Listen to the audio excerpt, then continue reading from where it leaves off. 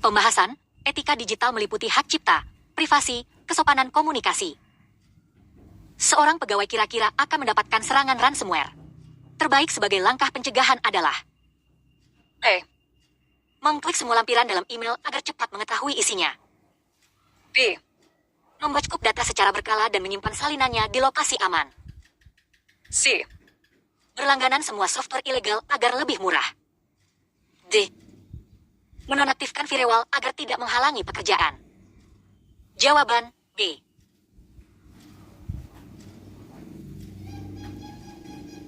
Pembahasan, backup proteksi keamanan, firewall, antivirus, adalah bagian penting untuk menghadapi serangan siber.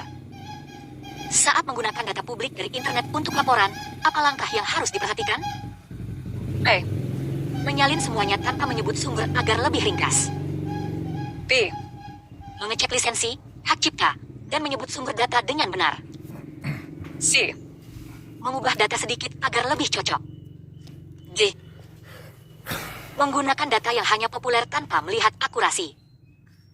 Jawaban B. Pembahasan, hak cipta, lisensi, dan atribusi adalah penting untuk penggunaan data secara legal dan etis. Apa manfaat otomasi dalam organisasi publik? E. Mengurangi fleksibilitas karena aturan kaku. B. Meningkatkan efisiensi proses yang rutin, mengurangi kesalahan manual. C. Membuat pekerjaan lebih monoton tanpa peningkatan. D. Menghabiskan banyak waktu pelatihan tanpa hasil signifikan. Jawaban B.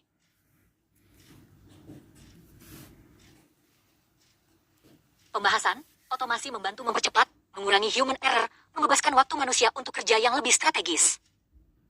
Seorang pegawai harus bekerja dengan big data. Hal terpenting yang harus dikuasai adalah E. Hanya menyimpan data sebanyak mungkin. B. Kemampuan memfilter, menganalisa, dan menarik insight dari data. C. Membiarkan data tidak terstruktur tanpa proses. D. Fokus pada kuantitas bukan kualitas data. Jawaban B.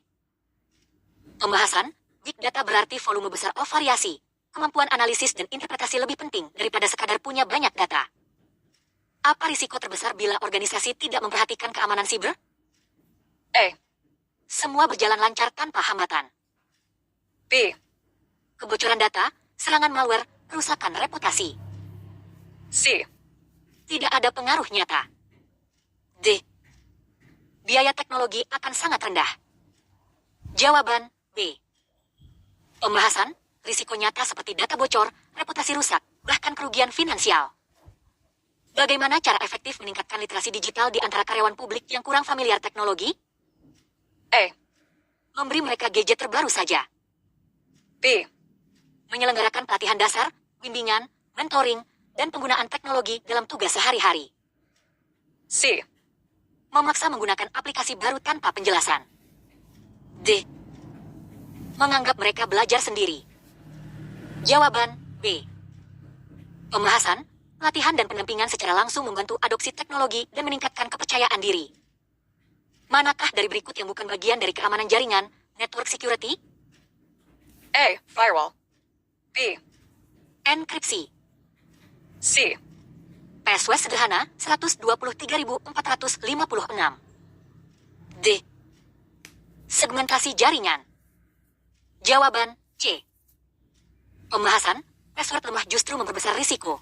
Bagian keamanan jaringan meliputi firewall, enkripsi, segmentasi DLL.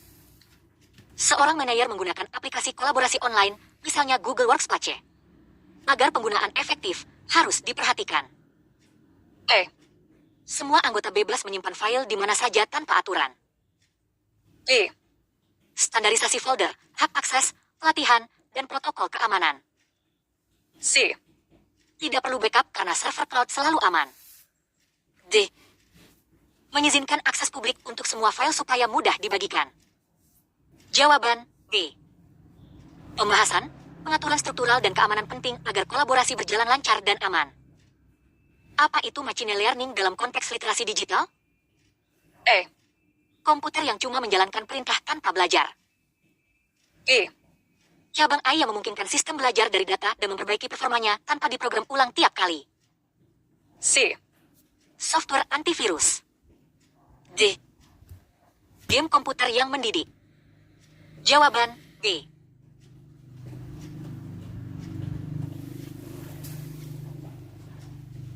Pembahasan, machine learning adalah teknologi yang belajar dari data, dapat digunakan untuk prediksi, otomatisasi, dan analisis.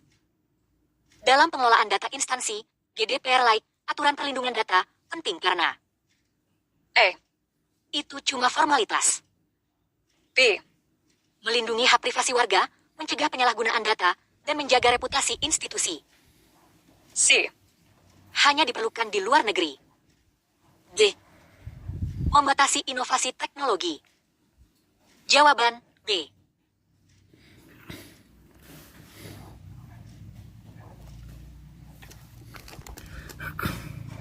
Pembahasan, aturan perlindungan data penting untuk kepercayaan publik dan keamanan penggunaan data.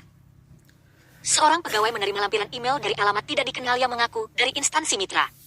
Dia harus membuka lampiran langsung untuk cek isinya. B. Memverifikasi sumber melalui jalur resmi sebelum membuka lampiran atau mengklik link. C. Menghapus email tanpa membaca sama sekali. D. Forward ke semua rekan agar tahu. Jawaban B. Pembahasan, verifikasi sumber adalah langkah aman agar tidak terjebak phishing atau malware. Apa itu Internet of Things, IoT, dan apa manfaatnya di pelayanan publik? Kumpulan gadget tanpa fungsi. B. Konektivitas antar perangkat yang memungkinkan otomatisasi, pengumpulan data real-time, pemantauan dan respons cepat. C. Internet lambat. D. Hanya main gadget.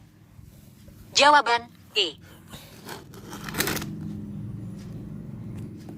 Pembahasan, IoT memungkinkan sensor perangkat terhubung untuk meningkatkan efisiensi layanan, monitoring lingkungan, pemeliharaan infrastruktur secara prediktif. Menayer ingin mendorong inovasi digital di organisasi. Salah satunya adalah menerapkan budaya fail fast, learn fast. Artinya, gagal besar tidak pernah dibicarakan. B. Mendorong eksperimen, belajar dari kegagalan kecil, melakukan iterasi perbaikan cepat. C. Bila gagal sekali, jangan coba lagi. D. Mengutamakan kesempurnaan sebelum peluncuran produk, digitalisasi. Jawaban B. Pembahasan, eksperimen dan belajar cepat dari kegagalan membantu inovasi berjalan lebih adaptif dan responsif terhadap perubahan. Dalam penggunaan AI untuk pelayanan publik, aspek etika penting diperhatikan adalah transparansi dalam penggunaan AI, perlindungan bias, keadilan, dan privasi. B.